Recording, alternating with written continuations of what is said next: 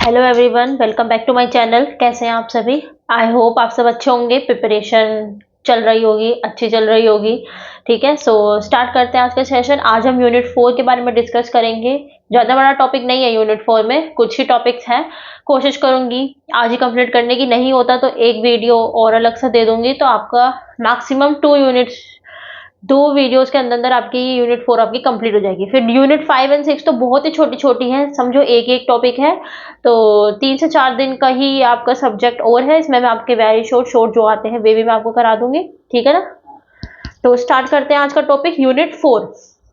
Unit 4 जिसका नाम है एलिमेंट्री एजुकेशन। ठीक है, तो सबसे पहले हम पढ़ते हैं एलिमेंट्री एजुकेशन को समझने के लिए कि वेस्टेज क्या होता है। What is wastage? वेस्टेज जिसका हम नॉर्मली मतलब समझते हैं कि कोई चीज वेस्ट हो रही है, किसी चीज का समझो एक तरीके से लॉस हो रही है, बर्बाद हो रही है। ठीक है ना? तो लिटरली मीनिंग जो होता है वेस्टेज का वो क्या होता है? लॉस हो रहा है किसी चीज का, वो चीज वेस्ट हो रही है। ठीक है ना? एजुकेशन में भी इसका सेम मतलब होता है कि कोई चीज वेस्ट हो रही है। कैसे? मान लो किसी बच्चे ने किसी एक पर्टिकुलर कोर्स में अपना एडमिशन लिया, उसमें एनरोलमेंट करा, चाहे प्राइमरी एजुकेशन में कराओ, सेकेंडरी में कराओ, चाहे हायर एजुकेशन में कराओ। ठीक है, लेकिन वो जो स्टूडेंट है वो अपनी उस पर्टिकुलर कोर्स को कंप्लीट ही नहीं करता है। ठीक है, उसको बीच में ही छोड़ देता है। ठीक है, तो उसको हम बोलते हैं वेस्टेज। आप देख भी सकते हैं डेफिनेशन कि after enrolment in any course when a student leaves his education in between without completing it, तो उसको हम क्या बोलते हैं? वेस्टेज बोलते हैं। ठीक है, वेस्टेज क्यों बोला जाता है? क्योंकि उस समय पे आपका टाइम, मनी, लेबर, तीनों चीज का वेस्टेज हो रहा होता है। जब आप एनरोलमेंट लेते हो उस बीच में भाई स्कूल्स ने जितनी फॉर्मेलिटीज पूरी करी होंगी, जो डॉक्यूमेंट्स वगैरह आपने सब सबमिट करे होंगे, तो आपका टाइम भी वेस्ट हुआ, दूसरों का भी टाइम वेस्ट हुआ जो आपको पढ़ा रहे थे। ठीक है ना? आप पे जो पैसा लगाया गया था, जहां तक आपने उस कोर्स को करा था, ठीक है, तो वो पैसा बेकार गया। ठीक है ना? और सबकी मेहनत बेकार गई, है या नहीं? तो सब चीज बेकार चली जाती है। इसी वजह से हम इसको वेस्टेज बोल देते हैं, क्योंकि टाइम, मनी, लेबर, ये 3 चीज आपकी जो है वेस्ट हो जाती है। ठीक है, तो इस चीज को थोड़ा ध्यान देने के लिए, इस चीज पे, इसको खत्म कैसे किया जाए, कैसे इस चीज को रोका जाए, ज्यादा से ज्यादा बच्चे एनरोलमेंट तो ले, लेकिन साथ ही साथ वो अपनी उस एजुकेशन को कंप्लीट भी करे, तो इस चीज पे अटेंशन दी आपकी हर्टोग कमेटी ने 1929 में इंडिया में। ठीक है, प्राइमरी एजुकेशन जो दी जाती थी, प्राइमरी लेवल पे इन्होंने देखा कि बहुत ज्यादा वेस्टेज हो रहा था, लेकिन ये सिर्फ प्राइमरी लेवल पे ही नहीं, हर लेवल पे हो रहा था। ठीक है ना? तो हर्टोग कमेटी ने बोला था कि वेस्टेज से मतलब क्या है, कि we mean the premature withdrawal, की मतलब आप विड्रॉल ले रहे हो किसी भी लेवल के एजुकेशन से पहले ही, प्री मेच्योर। ठीक है ना? बच्चों का विड्रॉल हो रहा है फ्रॉम स्कूल्स किसी भी स्टेज पे, चाहे वो प्राइमरी हो, चाहे सेकेंडरी हो, चाहे हायर हो, before the completion of the primary course. ठीक है, तो प्राइमरी कोर्स, ये तो इन्होंने प्राइमरी, क्योंकि जो हर्टोग कमेटी थी इसने तो प्राइमरी लेवल पे देखा था कि वेस्टेज बहुत जा रहा होता, तो उसके अकॉर्डिंग इसने वेस्टेज की डेफिनेशन ये दी थी हर्टोग कमेटी ने, कि by wastage we mean the premature withdrawal हो रहा है बच्चों का from school at a stage before the completion of a primary course. लेकिन जो रियलिटी थी, जो वेस्टेज था, वो आपका हर लेवल पे होता था, तो इसलिए इसकी डेफिनेशन चेंज करके फिर क्या हो गई कि in the field of education living any course of study before it's completion. ठीक है ना? फिर एक हमने सिर्फ मतलब प्राइमरी कोर्स की बात ना करके सिर्फ एजुकेशन की बात करें। ठीक है ना? अब पढ़ते हैं कोजेस क्या है वेस्टेज के, क्या कारण है जिसकी वजह से वेस्टेज इतना ज्यादा हो रहा था हमारा।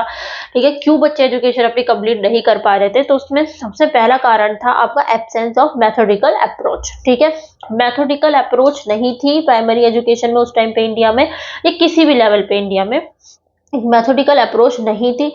स्कूल बिल्डिंग्स आपकी बहुत, उनकी जो कंडीशन थी वो बहुत बेकार थी, इंफ्रास्ट्रक्चर प्रॉपर नहीं था, ट्रेंड टीचर्स नहीं थे, जितने भी आपके इसेंशियल इक्विपमेंट्स होने चाहिए थे, जो रिसोर्सेज अवेलेबल होने चाहिए थे स्कूल्स पे, वे नहीं थे। ठीक है ना? लाइब्रेरीज नहीं थी, है ना? तो जिसकी वजह से बच्चों का जो इंटरेस्ट होता था एजुकेशन में वो कम होता चला जाता था।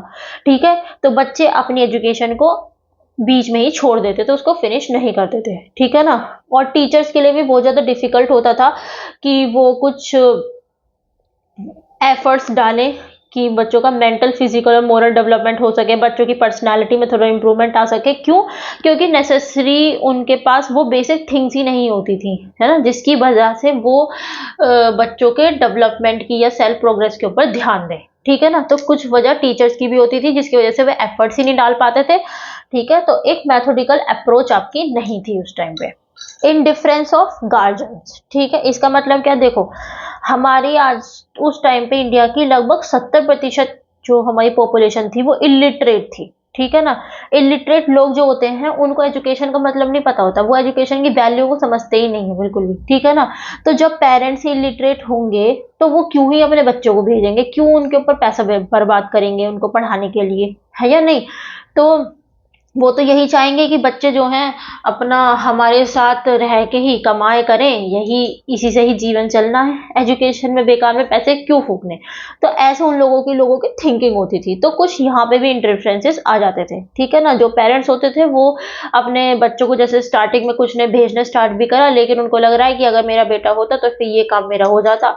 तो फिर इस चीज में बच्चे बीच में ही एजुकेशन छोड़ के अपना आ जाते थे, कई बार तो क्लासेस छोड़ के आ गए, वो काम करने लग गए, फिर धीरे धीरे करके उन्होंने एजुकेशन को ही अपने स्किप कर दिया। ठीक है, तो ये कुछ इंडिफरेंसेस भी होते थे गार्जियंस के। फॉल्टी एडमिनिस्ट्रेशन था, गुड एडमिनिस्ट्रेशन ना होने की वजह से भी जो डेवलपमेंट है एजुकेशन की, जो उसकी क्वालिटी है वो बहुत ज्यादा इफेक्ट होती थी। ठीक है ना, क्योंकि ठीक है, क्योंकि होता क्या था उस टाइम पे, बच्चों का एनरोलमेंट तो बढ़ता जा रहा था।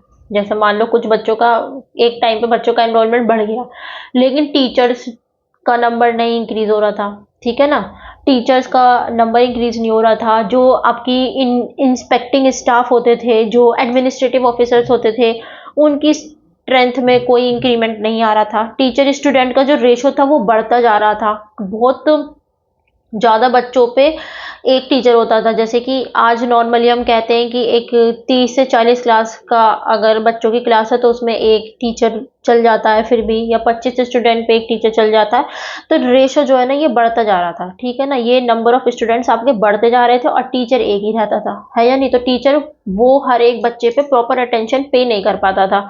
ठीक है ना, तो कुछ कारण थे एडमिनिस्ट्रेशन की वजह से, जो बहुत ही मतलब जिसकी वजह से आपका एक इफेक्टिव लर्निंग नहीं हो पा रही थी, क्योंकि एडमिनिस्ट्रेशन ठीक तरीके से नहीं वर्क कर रहा था। ठीक है ना,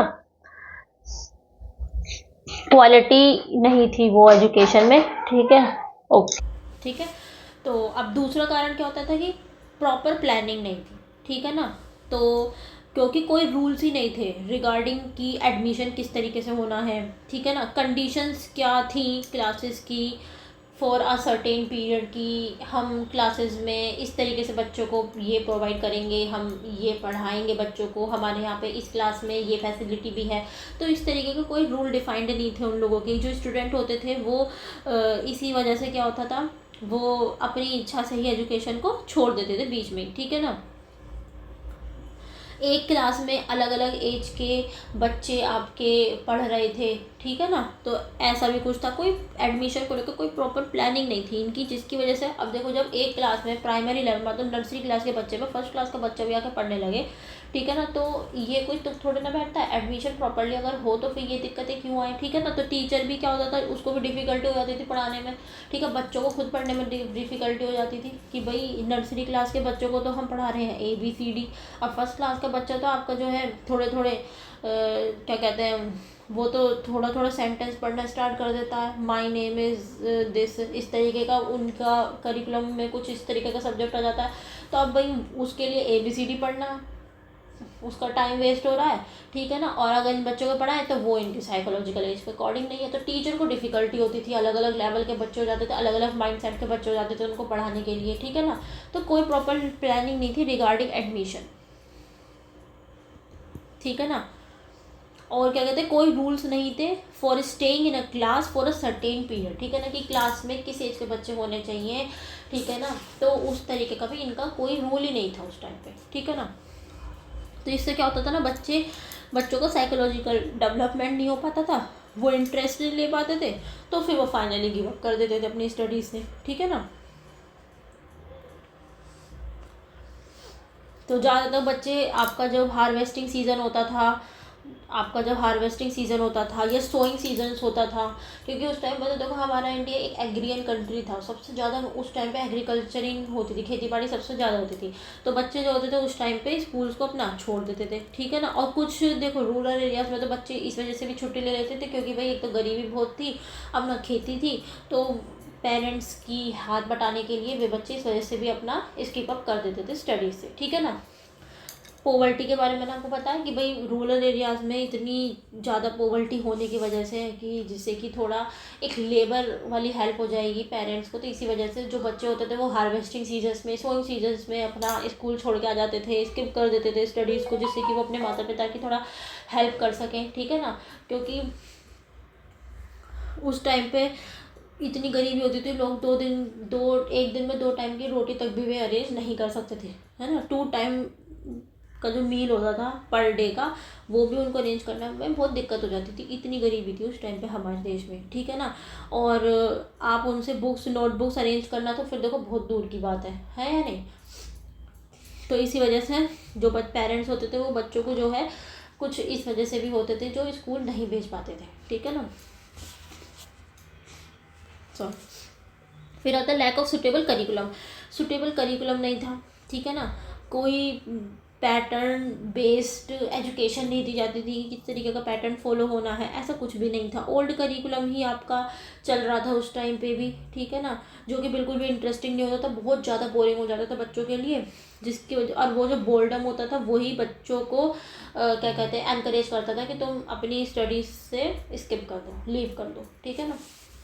कोई सुटेबल करिकुलम नहीं था, मॉडर्न टीचिंग मेथड्स आपके फॉलो नहीं किए जाते थे, ठीक है ना, जिससे कि थोड़ा बच्चा इंटरेस्ट लेके पढ़े, थोड़ा एंटरटेन होके पढ़े, ठीक है ना। अगर हम पढ़ाई को एज एन एंटरटेनमेंट की तरह पढ़ेंगे तो फिर बहुत अच्छे से समझ में आएगी, ठीक है ना। बच्चे अपना किसी भी पर्टिकुलर सब्जेक्ट में इंटरेस्ट ही नहीं डेवलप कर पाते थे, क्योंकि वो करिकुलम इतना बोरिंग होता था कि बच्चे उस बोर्डम की वजह से ही जो है अपनी स्टडीज़ को स्किप कर देते थे, ठीक है ना।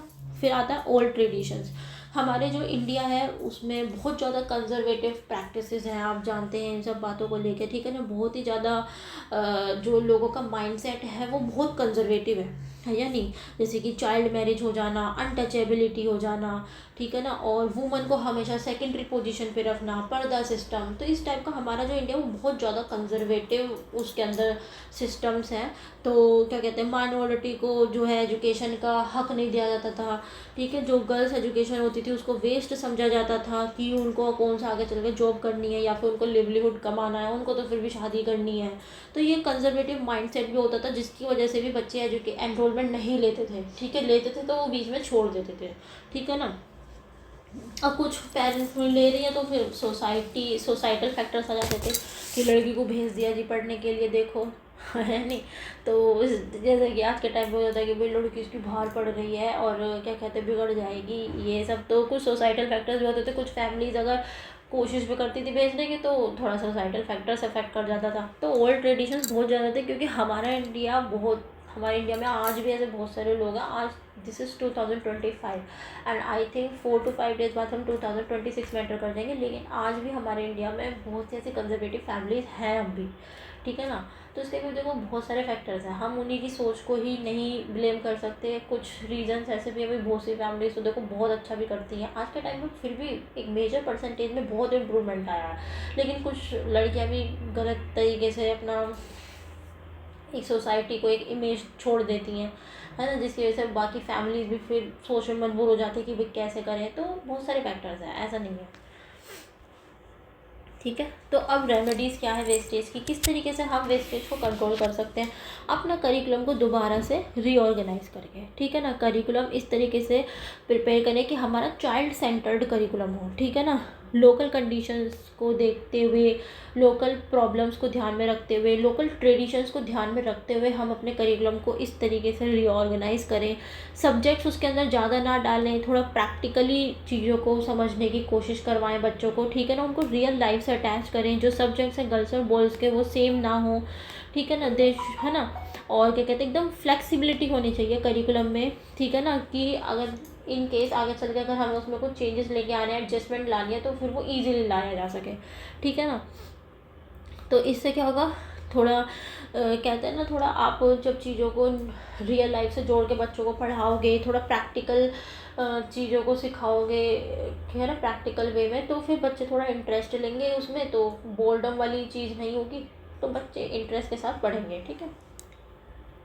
एजुकेशनल सिस्टम को दोबारा से रिकन्स्ट्रक्ट करना, ठीक है ना, जो हमारा जो एजुकेशनल सिस्टम है, तो उसके लिए आप क्या कर सकते हो कि दिक्कत क्या होती थी, एक तो अच्छी बुक्स नहीं अवेलेबल होती थी, लाइब्रेरीज ही नहीं होती थी, ठीक है ना, अनहेल्दी एटमॉस्फेयर होता था स्कूल में बहुत ज़्यादा, सुटेबल प्लेग्राउंड्स नहीं होते थे, ठीक है ना, और ट्रेन टीचर्स नहीं होते थे। इन चीज़ों को ही आप इम्प्रूव करो, है या नहीं। तो आप जो है, अगर आप बच्चे का ऑल राउंड डेवलपमेंट चाहते हो, अगर आप चाहते हो कि बच्चे की पर्सनैलिटी डेवलप हो, उसकी सेल्फ प्रोग्रेस हो, तो इन चीज़ों पे हमें ध्यान देना होगा। हमें अपने स्कूल के अंदर ट्रेन टीचर्स लाने होंगे, एक हेल्दी और एकदम सेफ़ एनवायरनमेंट आपको अपने स्कूल में क्रिएट करना होगा, ठीक है ना। बच्चों को बुक्स प्रॉपर अवेलेबल करवानी पड़ेंगी, लाइब्रेरीज आप अपने स्कूल में अवेलेबल करवाओ, ठीक है ना, और प्लेग्राउंड्स भी बनवाओ, जिससे कि बच्चों की फिजिकल फिटनेस भी मेंटेन रहे। स्पोर्ट्स गेम्स पे भी थोड़ा फोकस करो, ठीक है ना।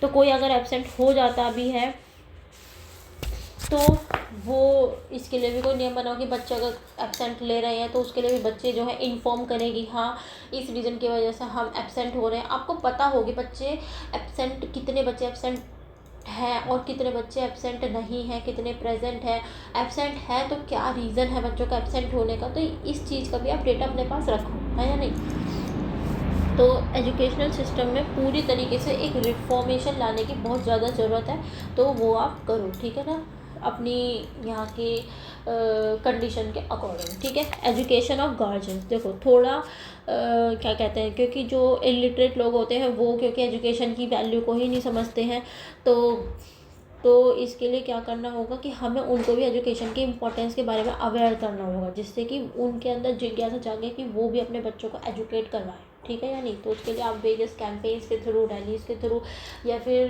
क्या कहते हैं अवेयरनेस के थ्रू, जिस तरीके से भी आप अवेयरनेस दे सकें तो उसके थ्रू जो है आप उनको अवेयरनेस दें, उनको गाइड करें, जिससे कि वो एजुकेशन के महत्व को समझें, ठीक है ना। तो इसके लिए आप चाहे पार्ट टाइम नाइट स्कूल्स भी आप ओपन करा सकते हो एजुकेट करने के लिए गार्जियंस को, ठीक है ना। तो भाई 1 से 2 घंटे के सेमिनार्स रख लो, है या नहीं, पर डे के, पर वीक के, है या नहीं। तो आप उसमें जो है, जिसमें कि आप गार्डन्स, भाई दिन में कोई काम कर रहा है तो आप नाइट के सेमिनार्स रख लो, ठीक है ना, जिसमें हम गार्डन्स को गाइड करें कि हम उनको एजुकेट कर सकें, उनको इस तरीके से काउंसलिंग दे सकें कि वे समझें कि एजुकेशन का क्या महत्व है हमारे देश में, ठीक है ना। एडमिनिस्ट्रेटिव रिफॉर्म्स लेके आए जाएँ, ठीक है। जो रूल्स हों वो एक प्रॉपरली फ्रेम्ड होने चाहिए कि बच्चों को किस तरीके से एडमिशन होना है, किस एज में किस क्लास में एडमिशन लेना है बच्चों को, ठीक है ना। क्या एक यूनिफॉर्म एज है for admitting a children for a particular class, ठीक है ना।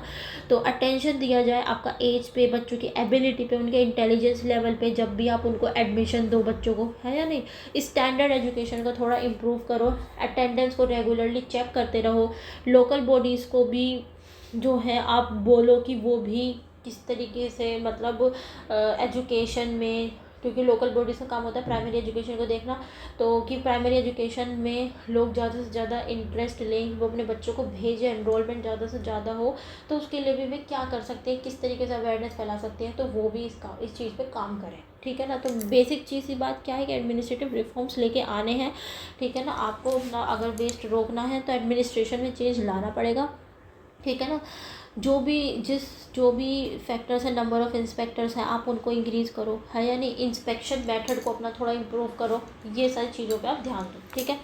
फिर ban on child marriage and child labour, ठीक है। जो पीपल होते हैं उन लोगों का इनकरेज करा जाए कि एक कंजर्वेटिव आउटलुक ना देके एक प्रोग्रेसिव आउटलुक के ऊपर आप थोड़ा अपना दिमाग शिफ्ट करें, है या नहीं। लॉज बनाए जाने चाहिए जिससे कि ये जो सोशल लेवल्स हमारे इंडिया में होते थे उनको हम ख़त्म कर सकें, बिल्कुल कम्प्लीटली डिस्ट्रॉय कर सकें। जैसे कि चाइल्ड मैरिज है, चाइल्ड लेबर है, इस वजह से भी तो, यही तो 2 कारण है। चाइल्ड लेबर है, भैया बच्चा नहीं आ पाता क्योंकि गरीबी है बहुत ज़्यादा, तो इसकी वजह से क्या होता था कि बच्चे माँ बाप की सहायता में ही चल लगे जाते थे। चाइल्ड लेबर हो जाता है कि भाई लिवलीहुड अर्न करो, एजुकेशन में क्या ही रखा है, बेकार में उसमें पैसा डालना।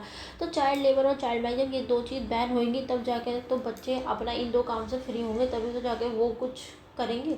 तो ये जो आपके सोशल लेवल्स एक्टिविटीज़ होती थी, इन चीज़ों को थोड़ा ख़त्म करा जाए, ठीक है ना। गवर्नमेंट इस पे ध्यान दे और आप लोग भी अपना पूरा योगदान दो इस चीज़ में। पीपल लोगों का इनकरेज करा जाए कि वो भी गर्ल्स एजुकेशन को पेट्रोनाइज करें जितना वो कर सके, ठीक है ना। और अगर सोसाइटी की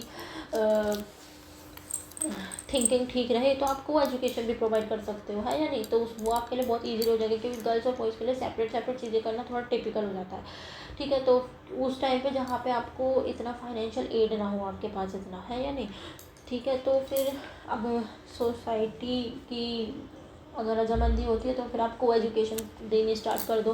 गर्ल्स एजुकेशन को भी पूरा प्रायोरिटी दो, ठीक है ना। लोगों को अवेयर करो कि भाई गर्ल्स को भी आप भेजें। चाइल्ड मैरिज जो है या चाइल्ड लेबर जो है, ये सब चीज़ें बैन कर दी जाए बिल्कुल से। पॉवर्टी को ख़त्म करने की पूरी कोशिश करी जाए, ठीक है ना। क्योंकि ठीक है ना, क्योंकि हमारे इंडिया की जो इकोनॉमिक कंडीशन थी वो बहुत बेकार है। तो नेशनल गवर्नमेंट भी अपना पूरा बेस्ट देने की कोशिश करते हैं कि किस तरीके से पॉवर्टी को रिमूव कर सके, ठीक है ना। लेकिन सक्सेस आज भी शायद पूरी तरीके से अटेन हम नहीं कर पाए, लेकिन काफ़ी हद तक इम्प्रूवमेंट है, ठीक है ना। क्योंकि गवर्नमेंट जो है बहुत सारी स्कीम्स लेकर आती है इन लोगों के लिए, जिससे उनको बेनिफिट पहुँचता है, ठीक है ना। तो पॉवर्टी ख़त्म करने के लिए तो देखो, जो आपके मतलब कि एग्रीकल्चर के साथ साथ इंडस्ट्रियलाइजेशन जो है वो भी अपने देश में लाया जाए, ठीक है ना। उस पर भी थोड़ा ध्यान दिया जाए तो उससे भी हमारे इंडिया की जो इकोनॉमिक स्ट्रेंथ है वो बढ़ेगी, ठीक है ना। तो इन चीज़ों पे कुछ ध्यान दिया जाएगा तो शायद हम वेस्टेज को एक पर्टिकुलर ईयर तक हम इसको ख़त्म कर पाएंगे, ठीक है ना। अब हम पढ़ते हैं स्टैग्नेशन, ठीक है। देखो वेस्टेज में तो क्या होता था कि आपकी एजुकेशन वेस्ट होती थी, बच्चा बीच में ही एजुकेशन को छोड़ देता था, पूरी एजुकेशन ही नहीं करता था। स्टैग्नेशन का मतलब क्या होता है कि कोई बच्चा है वो 4-5 साल से 8th क्लास में ही है, 10th क्लास में ही है ना। बच्चा मतलब आगे क्लास में नहीं बढ़ पा रहा है, एक ही क्लास में टिका हुआ है कितने सालों से, क्योंकि वो उस क्लास में फेल हो जा रहा है। तो वो होता है स्टैग्नेशन। स्टैग्नेंट का मतलब क्या होता है, रुका हुआ, कि बच्चा एक ही क्लास में रुक गया है, ठीक है ना। तो स्टैग्नेशन का मतलब क्या होता है, failure to complete the prescribed course. एक पर्टिकुलर कोर्स, एक प्रिस्क्राइब्ड कोर्स को ही नहीं कंप्लीट कर पाता वो within the prescribed time में। जैसे कि मान लो आप 8th क्लास में हो तो 1 साल के अंदर आपकी 8th क्लास कंप्लीट हो जाती है। तो उस प्रिस्क्राइब्ड टाइम में 1 साल के अंदर अंदर जो ये आपका प्रिस्क्राइब्ड कोर्स है आपका 8th क्लास, वो बच्चा उसको कंप्लीट ही नहीं कर पाता, उसमें ही वो रेगुलर फेल होता रहता है, ठीक है ना। जैसे कि मान लो अगर कोई एक स्टूडेंट है, उसको 5 इयर्स का उसका कोर्स है, तो उसको वो 8 साल में करता है कंप्लीट, है या नहीं। क्यों, क्योंकि उसके 3 साल वेस्ट हो जाते हैं, 3 साल का मनी लेबर टाइम सब वेस्ट हो जाता है उसका, ठीक है ना। तो रिपीटेड फेलियर्स होते रहते हैं क्लास में, तो उससे क्या होता है, बच्चा फ्रस्ट्रेटेड हो जाता है और अपनी स्टडीज़ को गिव अप कर देता है और एम्प्लॉयमेंट पाने की कोशिश करेगा। फिर वो अब जब वो ऑनेस्ट तरीके से एम्प्लॉयमेंट भी नहीं मिल पाती उसको, मतलब पैसा अर्न नहीं कर पाता, तो वो एंटी सोशल एक्टिविटीज़ में इन्वॉल्व हो जाता है और वो फिर सोसाइटी के लिए बर्डन हो जाता है। यही तो होता है, ठीक है ना। तो स्टैग्नेशन के ऊपर भी आपका हर्टो कमेटी ने आपका ध्यान दिया था अपना प्राइमरी एजुकेशन में 1929 में, ठीक है। तो इसके हिसाब से स्टैग्नेशन का क्या मतलब है, we mean the retention of a children. Retention का मतलब क्या होता है कि बच्चा एक ही क्लास में टिका हुआ है for a period of more than 1 year, ठीक है। ये प्रॉब्लम भी आपकी सिर्फ प्राइमरी एजुकेशन में ही नहीं थी, ये भी आपकी हर लेवल पे हो रही थी, चाहे सेकेंडरी लेवल हो चाहे हायर लेवल हो, हर लेवल पे आपको ये स्टैग्नेशन वाली प्रॉब्लम भी देखने को मिल रही थी। हर्टो कमेटी ने हालांकि जो है आपका प्राइमरी लेवल पे देखा था कि ये बहुत ज़्यादा दिक्कत हो रही है प्राइमरी लेवल पे, वेस्टेज और स्टैग्नेशन दोनों ही बहुत ज़्यादा है। तो प्राइमरी लेवल पे ही नहीं, ये आपका हर लेवल पे दोनों चीज़ें बहुत ज़्यादा थी, ठीक है ना। अब देखते हैं कि स्टैग्नेशन के कारण क्या है। तो देखो पहला कारण है मैनी अनअट्रैक्टिव कोर्सेज। होता क्या था कि देखो क्या कहते हैं कि सब्जेक्ट्स होते थे आपके जिसमें आपका अर्थमेटिक हो गया, साइंस हो गया, ठीक है ना। तो वो क्या होता था कि बच्चों के एज के अकॉर्डिंग आप कह सकते हो वो नहीं पढ़ाया जा रहा था, है नहीं, हाई लेवल का पढ़ाया जा रहा था, ठीक है ना। तो इससे क्या होता था कि बच्चों का जो अट्रैक्शन होता था टुवर्ड्स कोर्स वो नहीं हो पाता था, ठीक है ना। भाई आप समझ रहे हो ना, जैसे मान लो भाई जो आपका बच्चा 6 से 11 साल का बच्चा है, ठीक है ना। होती देखो आज के टाइम पे मैथ और साइंस जीके तक भी आप देख सकते हो नर्सरी से ही स्टार्ट हो जाती है आज के टाइम पे। लेकिन मैं आपको बताऊँ, या तो फिर उसका प्रेजेंट करने का जो तरीका होता है उन पर्टिकुलर सब्जेक्ट्स की नॉलेज को, या तो वो आपका वो थोड़ा डिफरेंट हो। आप मॉडर्न टेक्निक्स का इस्तेमाल करें, आप थोड़ा क्या कहते हैं टेक्नोलॉजी का इस्तेमाल करें, एजुकेशन टेक्नोलॉजी का आप लोग इस्तेमाल करें, उसके थ्रू बच्चों को समझाएं, जिससे कि वो थोड़ा इंटरेस्ट लें। जब आपके पास वो चीज़ नहीं है तो इस तरीके के जो सब्जेक्ट्स होते थे, आपका साइंस हो गया या मैथ्स वगैरह हो गया, ठीक है ना, तो जो बच्चे होते थे इस एज के जो होते थे बेसिकली प्राइमरी एजुकेशन में, तो वो इनकी एज के अकॉर्डिंग नहीं हो पाते थे, जिसकी वजह से बच्चे इसमें इंटरेस्ट नहीं ले पाते थे, ठीक है ना, उसको चीज़ को समझ नहीं पाते थे, ठीक है ना। तो बहुत सारे अट्रैक्टिव कोर्सेज हो जाते हैं, ठीक है ना, क्योंकि आप उस इफ़ेक्टिवनेस के साथ आप बच्चों को एजुकेशन नहीं दे पा रहे थे, जिससे कि बच्चे उस सब्जेक्ट में इंटरेस्ट ले, है ना। तो वो आजकल तो देखो कितने सारे तरीके हैं। अब जैसे किसी से कह दो कि भाई असेंडिंग ऑर्डर समझाना है बच्चे को, अब एक टीचर आएगा 1 2 3 4 असेंडिंग ऑर्डर, ये सब आपके कैसे होते हैं, सब असेंडिंग ऑर्डर छोटे से बड़ा। एक ने तो थ्योरी देकर समझा दी, एक ने थोड़ा एग्जाम्पल देकर समझा दिया कि भाई क्लास से डिफरेंट बच्चे आपने सिलेक्ट कर लिए और उनको एक रो में खड़ा कर दे कि ये सबसे बड़ा बच्चा खड़ा है, फिर उससे छोटा खड़ा, उससे छोटा खड़ा, उससे छोटे। तो ये प्रैक्टिकल वे में बच्चे समझ गए कि हाँ भाई ये डिसेंडिंग ऑर्डर है या नहीं। तो एक चीज़ होता है कि आप एग्जाम्पल देंगे बच्चों को समझा रहे, एक होता है कि आपने थ्योरी देके ही समझा दिया। तो उसी से ही बच्चे के लिए जो वो सब्जेक्ट होता है वो उसी के अकॉर्डिंग टीचर के पढ़ाने के तरीके से ही वो अट्रैक्टिव और अनअट्रैक्टिव हो जाता है। जैसे हमारे टाइम पे 10th क्लास में हमारी केमिस्ट्री की मैम थी, इतनी बोरियत तरीके से वो पढ़ाती थी कि मतलब वो ऐसा लगता था कि वो सारा दिन थ्योरी पढ़ा रही हैं। वो थ्योरी इतनी बोरिंग सी कर देती थी कि कुछ समझ में नहीं आता था, सुनने को ही मन नहीं करता था, है नहीं। तो टीचर के पढ़ाने का जो तरीका होता है ना, उसी से ही बच्चे का उस सब्जेक्ट के प्रति इंटरेस्ट जागता है या फिर बिल्कुल नहीं जागता, ऐसा होता है, ठीक है ना। और कुछ एज के अकॉर्डिंग भी आप बच्चों को कोई ऐसा कोर्स पढ़ा रहे हो जो उनकी साइकोलॉजिकल एज के अकॉर्डिंग ना हो, है ना। तो उसकी वजह से भी क्या होता है, बच्चा उस सब्जेक्ट को समझ ही नहीं पाता, तो वो उसमें फेल हो जाता है, ऐसा भी हो जाता है, ठीक है ना। Dissimilar as for the admission in the same class, जैसे कि मैंने आपको पहले भी बताया था कि नर्सरी क्लास में आपका फर्स्ट क्लास का भी बच्चा अगर है नहीं, तो डिसिमिलर एज हो जाती है admission for the same class. तो इसकी वजह से क्या होता है कि डेफिनेट रूल होता नहीं था इन लोगों के पास एडमिशन का, ठीक है। तो ये भी इससे भी स्टैग्नेशन आपका हो जाता है। कैसे कि भाई अगर क्योंकि एज रेस्ट्रिक्शन नहीं होगी तो इससे बच्चे जो होते हैं किसी भी क्लास में अपने अकॉर्डिंग एडमिशन ले लेते हैं, ठीक है नहीं। तो जो बच्चे जो होते हैं अलग अलग एज के, तो अलग अलग एज के और अलग अलग मेंटल एबिलिटी के एक ही क्लास में प्रेजेंट होते हैं, तो उनका साइकोलॉजिकल और मेंटल डेवलपमेंट नहीं हो पाता एक बैलेंस्ड वे में, ठीक है। तो बहुत सारे बच्चे इसी चक्कर में वो फेल हो जाते हैं। भाई टीचर अगर उस बड़े बच्चे के हिसाब से पढ़ाएगा तो छोटे बच्चों को नुकसान है, छोटे बच्चों के हिसाब से पढ़ाएगा तो बड़े बच्चे का नुकसान है। भाई कहीं ना कहीं वो बड़ा बच्चा भी नर्सरी में अगर एडमिशन ले रहा है तो कहीं ना कहीं वो अपनी एज के अकॉर्डिंग एजुकेशन में बहुत पीछे है। भाई फर्स्ट क्लास के बच्चों को अगर नर्सरी के क्लास में आप डाल दोगे तो आप सोचो कि वो मेंटली कितना वीक है कि भाई वो इस एज में आके वो नर्सरी की चीज़ें पढ़ रहा है, आप समझ सकते हो ना। तो इसकी वजह से क्या होता था कि बहुत सारे बच्चे क्लास में फेल हो जाते थे फिर, ठीक है ना। इसका मतलब हमें उस बच्चे पर ज़्यादा फोकस करने की ज़रूरत है। भाई बहुत से बच्चे होते हैं मेंटली रिटार्डेड बच्चे होते हैं, ठीक है ना। बहुत से बच्चे होते हैं जो चीज़ों को बहुत देर से समझते हैं, शायद इसी वजह से ही जो आपका क्या कहते हैं बड़ी फर्स्ट क्लास का बच्चा आपका नर्सरी में अगर एडमिशन ले रहा है, तो ये भी एक वजह हो सकती है। तो इसका मतलब उस बच्चे पे हमें कितना ज़्यादा ध्यान देने की ज़रूरत होती है फिर, है या नहीं। और जो नर्सरी क्लास के बच्चे हैं वे कुछ उसी क्लास के अकॉर्डिंग के एज के भी होते हैं और कुछ आपके हाई एज वाले बच्चे भी होते हैं। तो उन बच्चों पे हमें फिर ज़्यादा ध्यान देना हो जाता है फिर, ठीक है ना। अब ध्यान देने के चक्कर में डिस्टर्बेंस क्रिएट हो जाता है क्लास में फिर, ठीक है ना, क्योंकि टीचर भी एक अलग अलग बच्चों की क्लास को किस तरीके से हैंडल करेगा। फिर जब अलग अलग एज के अलग अलग मेंटल एबिलिटी के बच्चे आपके क्लासेस में प्रेजेंट होंगे तो उन पर ध्यान देना थोड़ा टिपिकल हो जाएगा फिर, है ना। एक ही एज का बच्चा अगर एक क्लास में प्रेजेंट होता है तो उनको समझाना टीचर के लिए आसान हो जाता है। उसमें तो फिर ये होता है कि भाई ये बच्चा थोड़ा वीक है, ये बच्चा थोड़ा इंटेलिजेंट है, तो वो चीज़ हैंडल हो जाती है। लेकिन अलग अलग एज की मेंटल एबिलिटी को एक ही क्लास में देखना वो थोड़ा डिफिकल्ट हो जाता है फिर, ठीक है ना। अब आप समझ लो ना 4th और 6th क्लास एक साथ करवा दी जाए तो वो कितनी दिक्कत हो जाएगी, कोई नहीं पढ़ा पाएगा उस चीज़ को, है ना नहीं। 4th और 6th क्लास के बच्चे अगर एक साथ बैठा दिए जाए और क्लासेस स्टार्ट करवा दी जाए तो बहुत दिक्कत हो जाती है, फिर ऐसा नहीं हो पाता काम। अलग अलग सेक्शंस में अलग अलग टीचर्स पढ़ाते हैं। जैसे कि आज के टाइम पे हमारे स्कूल में फर्स्ट क्लास है तो फर्स्ट ए फर्स्ट बी, अलग अलग सेक्शंस में जब अलग अलग टीचर्स पढ़ाते हैं कि इस सेक्शन ए में इंग्लिश की ये टीचर पढ़ाती है या सेक्शन बी में ये टीचर पढ़ाती है, तो उनका पढ़ाने का तरीका भी अलग होता है, ठीक है, उनका कंटेंट अलग होता है।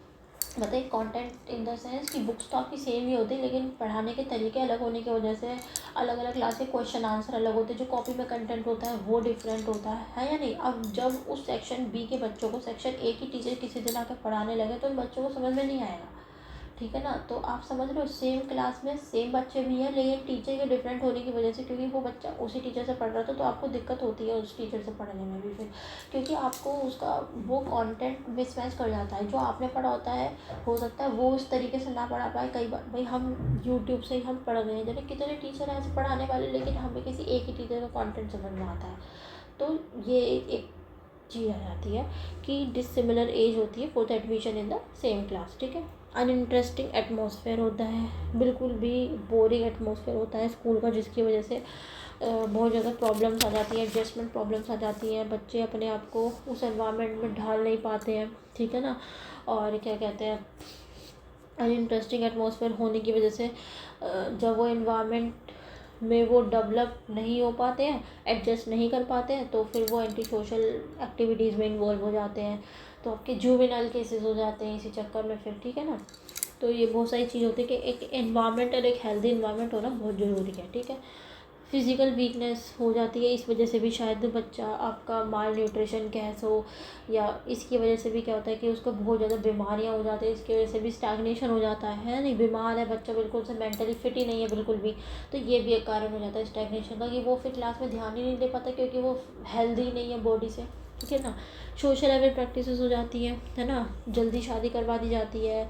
जो मैरिड बॉयज़ होते हैं, जो गर्ल्स होते थे, उनको फर्दर स्टडीज़ के लिए मना कर दिया जाता था, ठीक है ना। तो इसकी वजह से भी क्या होता था कि स्टैग्नेशन आपका हो जाता है, ठीक है। डिफेक्टिव एग्जामिनेशन सिस्टम बहुत ज़्यादा डिफेक्टिव हो जाता है। डिफेक्टिव से कैसे कि, ठीक है, इस डिफेक्टिव से मतलब क्या होता है कि जो ये चाइल्ड की जो बच्चा होता था वो आंसर नहीं कर पाता था क्वेश्चंस को एग्जामिनेशन उस विद इन एग्जामिनेशन, जैसे कि आपका एग्ज़ाम 3 घंटे का हो रहा था, उस 3 घंटे में बच्चा ऐसा हो जाता है कई बार कि पूरे क्वेश्चन आंसर नहीं कर पाता था, है या नहीं। तो इससे क्या होता था कि उसका पूरा साल बेकार हो जाता था। ऐसा भी होता था कि किसी किसी बच्चे को, होता नहीं हमारे साथ तो होता था कि किसी किसी बच्चे को क्वेश्चन सोचने में थोड़ा टाइम लग रहा है, आंसर किसी किसी कोई कोई बच्चा होता था कि उसकी स्पीड स्लो है, जो भी कारण है जिसकी वजह से वो कि वो विद इन एग्जामिनेशन आवर्स में आपका एग्ज़ाम कंप्लीट नहीं कर पा रहा है, क्वेश्चन आंसर वो पूरे आंसर नहीं कर पा रहा है, तो इससे भी क्या होता था उसका पूरा साल ख़राब हो जाता था उस बच्चे का, तो ठीक है ना। तो ये भी एक बहुत ज़्यादा डिफेक्टिव सिस्टम था, ठीक है ना, कि ठीक है ना, कि होता क्या था कि जो भाई पूरे साल बच्चे ने जो मेहनत करी होती है तो उस बच्चे को एक कुछ घंटों के अंदर हमें मापना होता था, है या नहीं। अब मान लो बच्चा इंटेलिजेंट है लेकिन वो सिर्फ उस कुछ घंटे में अपनी स्किल्स नहीं दिखा पाया, शायद स्पीड की वजह से या फिर थोड़ा स्लो प्रोसेसिंग होने की वजह से माइंड की, कि वो थोड़ा आंसर सोचने में थोड़ा टाइम ले रहा था सिर्फ इस वजह से, ठीक है ना। तो इससे बच्चे का साल बेकार हो रहा है। जो उसने पूरे साल जो उसने वर्क करा होता था, जो उसने मेहनत करी होती, जो लेबर उसने स्टडीज़ में अपनी लगाई होती थी, लेबर से मतलब क्या है, जो उसने मेहनत करी होती थी, पूरे एफर्ट्स डाले होते थे, तो वो जो होती थी वो फिर किसको ध्यान रह रही है जब वो एग्ज़ाम में फेल हो गया था, ठीक है ना। चाहे उसने मेहनत पूरी करी हो लेकिन वो सिर्फ उसका जो रिप्रेजेंटेशन का तरीका है एग्ज़ाम में वो थोड़ा सुधार गया हो, ठीक है ना। तो इसकी वजह ये भी एक कारण हो जाता था, तो एग्जामिनेशन सिस्टम बहुत डिफेक्टिव था, ठीक है।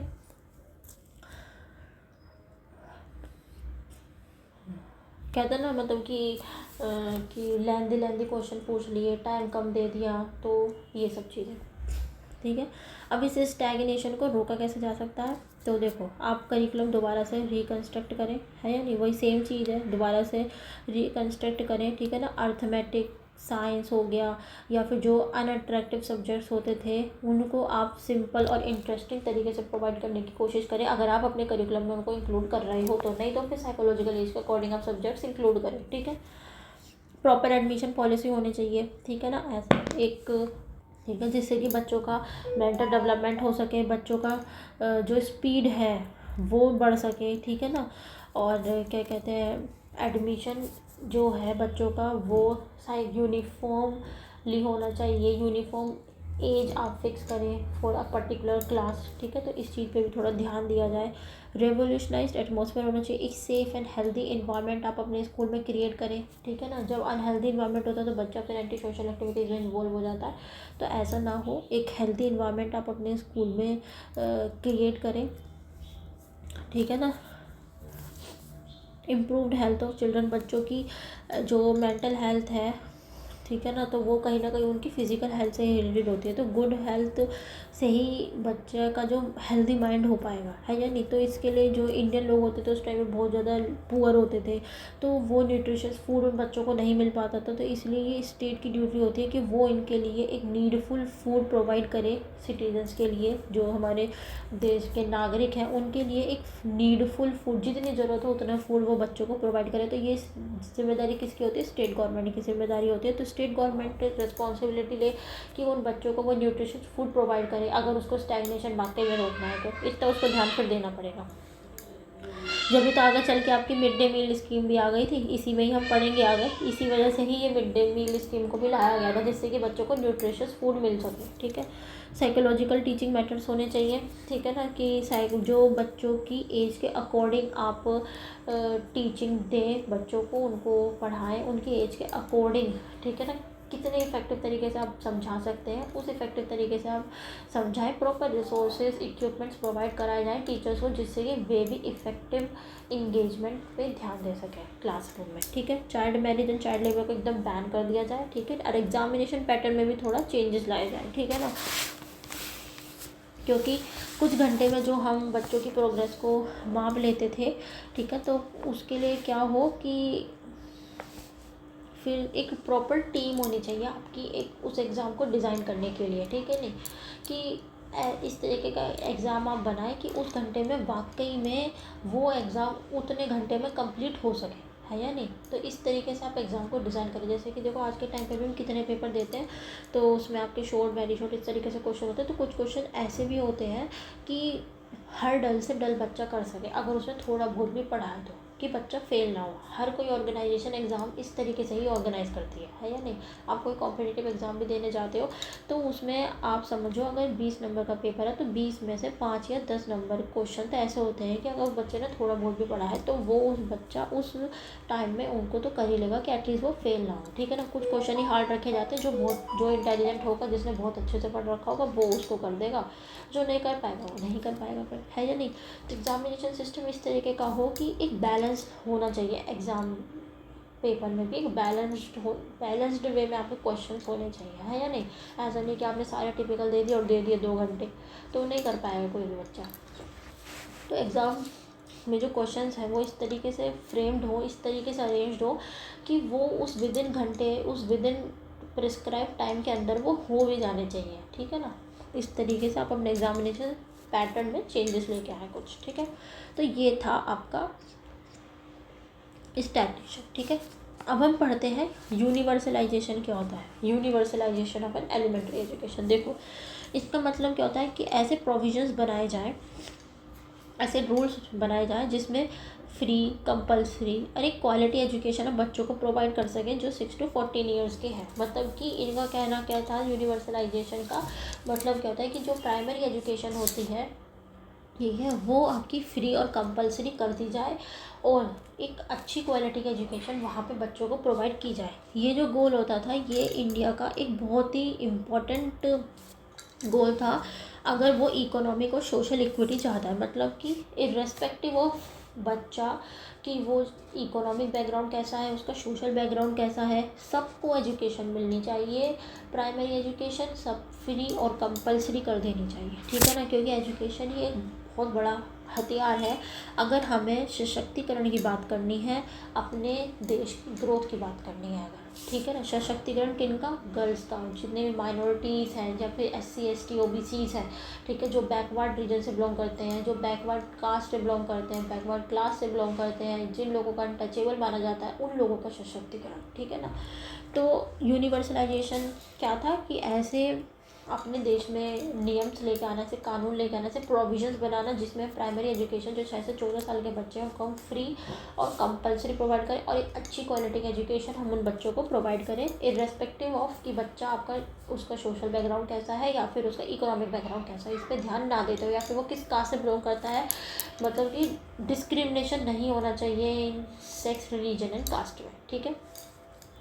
जो एम होता था वो क्या होता था कि हर बच्चे के पास अपॉर्चुनिटी होनी चाहिए कि वो अपनी बेसिक लिटरेसी और जो न्यूमेरिक स्किल्स होती थी, जो बेसिक लिटरेसी होती है, वो डेवलप हो सके उस बच्चे के अंदर, जो इसेंशियल होती है for the personal and the social development के लिए एंड फ्यूचर एम्प्लॉयबिलिटी के लिए उस बच्चे के, कि इन फ्यूचर उसके पास हाथ में एम्प्लॉयमेंट हो, ठीक है, उस बच्चे का पर्सनल डेवलपमेंट हो सके, सोशल डेवलपमेंट हो सके, ठीक है, उसके अंदर बेसिक लिटरेसी स्किल्स उसके अंदर डेवलप हो सके, बेसिक न्यूमेरिक स्किल्स उसके अंदर डेवलप हो सके, कि कहीं अगर वो सब्जी भी लेने जा रहा है तो अगर वो दुकानदार कह रहा है 100 रुपये, तो इतना वो जोड़ सके कि धनिया इतने का लिया था, आलू इतने के लिए थे, तो इनका इन टोटल 100 रुपये ही उसको देने हैं। बेसिक न्यूमेरिक स्किल्स उसके अंदर आने चाहिए, ठीक है ना।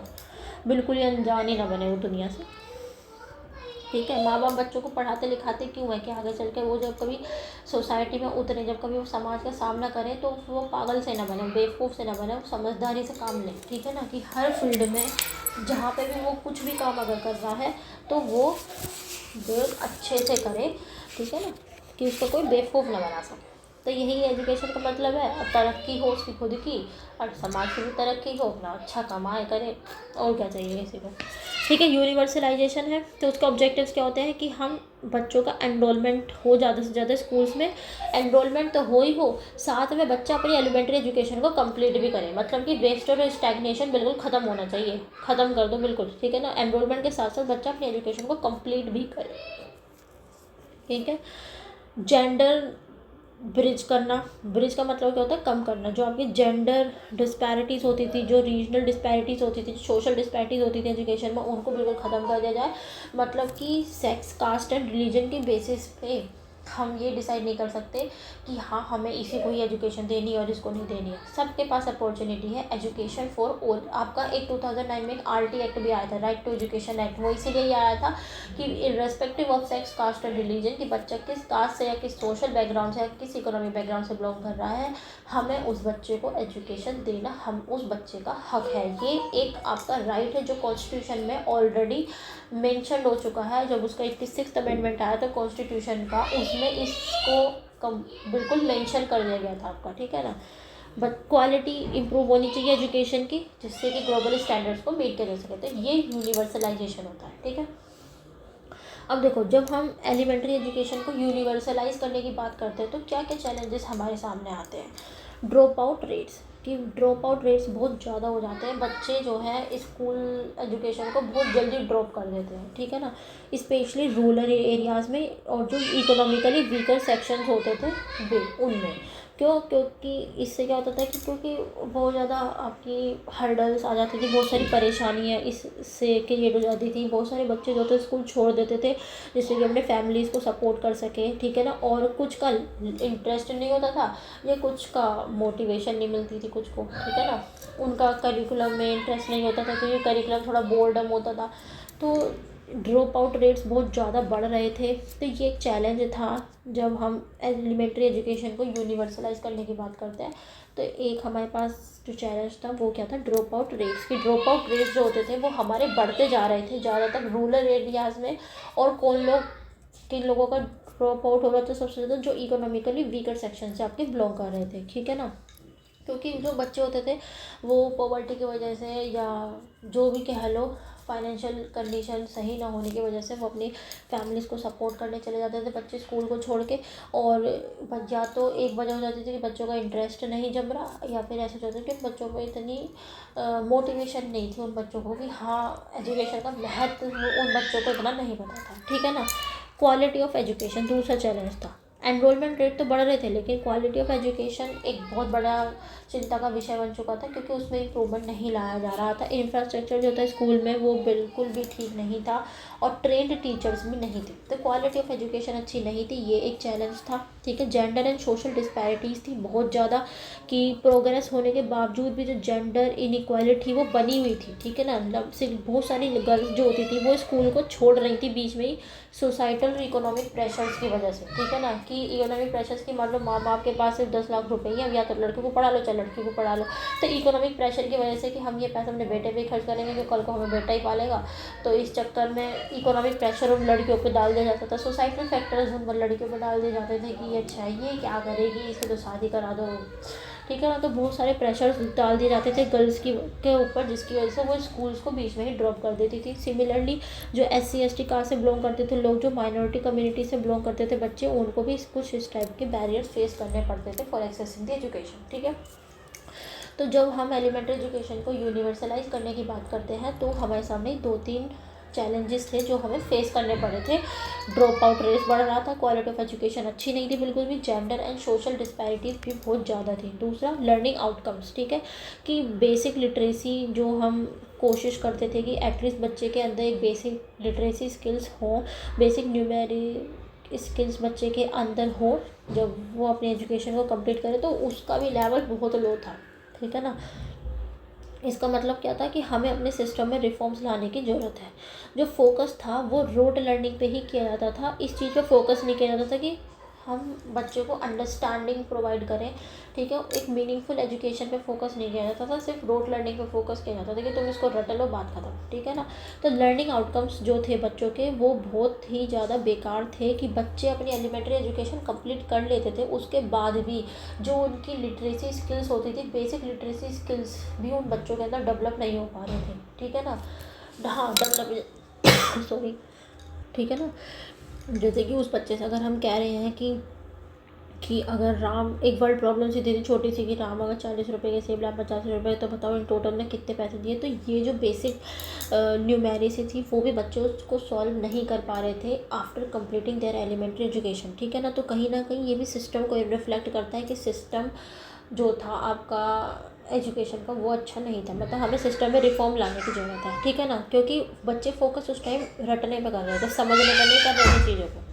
ठीक है, तो अब क्या इन्होंने क्या रिकमेंडेशन करी, क्या फ्यूचर कंसर्न्स थे, मतलब इन्होंने आगे चल के किन चीज़ों पे ध्यान दिया, जिससे कि जो ये चैलेंजेस इनके सामने आ रहे थे इसको, मतलब किसने, गवर्नमेंट ने। ठीक है ना, अगर वो यूनिवर्सलाइजेशन करना चाहती थी वो एलिमेंट्री एजुकेशन का, मतलब कि प्राइमरी एजुकेशन वो सभी के लिए फ्री करना चाहती थी, वेस्टेज और स्टैग्नेशन को वो रोकना चाहती थी, क्वालिटी उसकी इंप्रूव करना चाहती थी, सभी तरीके की इसेंशियल इक्विपमेंट्स रिसोर्सेज जो है वो स्कूल्स में प्रोवाइड करना चाहते हैं, जिससे कि टीचर जो है एक मेथोडिकल अप्रोच को यूज़ करके अपना नॉलेज बच्चों तक पहुंचाए।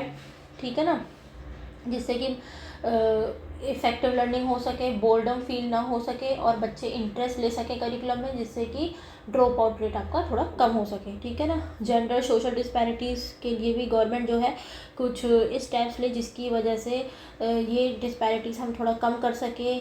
जो ये डिस्क्रिमिनेशन होता था on the name of sex, caste and religion के बेसिस पे, ठीक है, ये आपका ख़त्म हो सके बिल्कुल से। ठीक है ना, और जो ये बैरियर्स फॉर एक्सेसिंग एजुकेशन जो बच्चों के सामने आते थे, वे बैरियर्स ख़त्म हो सके। ठीक है ना, और जो लर्निंग आउटकम्स था उसको हम इम्प्रूव कर सकें, इसके लिए हम सिस्टम में अपना थोड़ा चेंजेस लेके आए। हमारा जो पढ़ाने वाला सिस्टम है उसके लिए हम एडमिशन पॉलिसी एक अलग से लेके आए। ठीक है, जिसमें वेल रूल डिफाइंड हो आपके। ठीक है ना, जिससे बच्चों के अंदर जो बेसिक लिटरेसी स्किल्स और न्यूमेरिक स्किल्स हैं वो अच्छी हो सके। रोड लर्निंग पर फोकस ना करके जो है हम मीनिंगफुल एजुकेशन के ऊपर फोकस करें। ठीक है ना, बच्चों को अगर हम प्रैक्टिकल लाइफ से जोड़ेंगे चीज़ों को तो वो चीज़ों को समझेंगे, लेकिन अगर आप थ्योरी बेस पे ऐसे पढ़ा दोगे तो बच्चा उसको सिर्फ रट्टा ही मारेंगे। ऐसा ही होता है, अगर आप एग्जांपल्स के थ्रू जो है डिमॉन्स्ट्रेशन मेथड के थ्रू अगर आप बच्चों को चीज़ों को सिखाओगे तो बच्चे उस चीज़ को समझेंगे ही फिर। ठीक है ना, फिर रटेंगे नहीं वो उस चीज़ को। ठीक है ना, तो ये चैलेंजेस थे इनके सामने, इसको दूर करने के लिए इन्होंने टीचर ट्रेनिंग एंड डेवलपमेंट के ऊपर फोकस करा,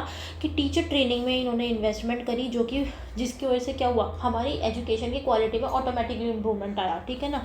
जो टीचर्स होते थे उनको भी जो है मॉडर्न पेडागोजिकल स्किल्स जो होती थी वो सब उनको प्रोवाइड करी गई, डिजिटल लिटरेसी उन टीचर्स को दी गई, इंक्लूसिव एजुकेशन टेक्निक्स उन टीचर्स को सिखाई गई, जिससे कि वो डाइवर्स क्लासरूम को हैंडल कर सकें, ठीक है ना। डाइवर्स क्लासरूम का मतलब क्या होता है, जहाँ पे अलग अलग मेंटेलिटी के बच्चे होते थे, सेम एज में भी अलग अलग मेंटेलिटी होती थी बच्चों के, अलग अलग कास्ट से होते थे, ठीक है, अलग अलग रिलीजन्स होते थे। उस डाइवर्स क्लासरूम को टीचर हैंडल कैसे करे, तो उसके लिए उसको एजुकेशन टेक्निक्स सिखाई गई, इंक्लूजन एजुकेशन टेक्निक्स उस टीचर को सिखाई गई, ठीक है ना। उसको टीचर ट्रेनिंग उसको दी गई, जिससे कि एजुकेशन क्वालिटी की इम्प्रूव हुई। टीचर्स को एक मॉडर्न पेडागोजिकल स्किल्स सिखाई गई, ठीक है ना, किस तरीके से वो मॉडर्न मेथोडोलॉजी का यूज़ कर सकते हैं बच्चों को पढ़ाने में, किस तरीके से वो टेक्नोलॉजी का यूज़ कर सकते हैं, किस तरीके की पेडागोजी का वो इस्तेमाल करें जिससे कि लर्निंग आपकी इफ़ेक्टिव हो सके। डिजिटल लिटरेसी भी टीचर्स को सिखाया गया, ठीक है ना, जिससे कि लर्निंग आउटकम्स आपके बेटर हो सके, ठीक है। इन सब चीज़ों से क्या होगा, जब एजुकेशन क्वालिटी की अपने आप इंप्रूव हो जाएगी, लर्निंग आउटकम्स आपके इंप्रूव हो जाएंगे, तो बच्चे इंटरेस्ट लेने लगेंगे, तो आपका ड्रॉप आउट रेट भी कम हो जाएगा। इन चीज़ों से, ये 3 चीज़ों का तो आपके चैलेंजेस आपके दूर हो जाएंगे अगर हम टीचर ट्रेनिंग पे ध्यान रखते हैं। फुल फोकस अगर हम टीचर्स पे रखें कि हम टीचर्स को किस तरीके से हम उनको जो है और ज़्यादा मतलब एडवांस बनाएं उनकी स्किल्स को, ठीक है ना। क्योंकि मेन चीज़ तो स्कूल्स में टीचर को ही पढ़ाने का है, तो अगर टीचर अच्छा होगा, पढ़ाने वाला होगा, हर चीज़ को हैंडल करने वाला होगा, चीज़ों को डिमॉन्स्ट्रेशन एग्जांपल्स के थ्रू समझाने वाला होगा, तो बच्चे को ऑटोमेटिकली इंटरेस्ट जमेगा ही जमेगा सब्जेक्ट में, ठीक है ना।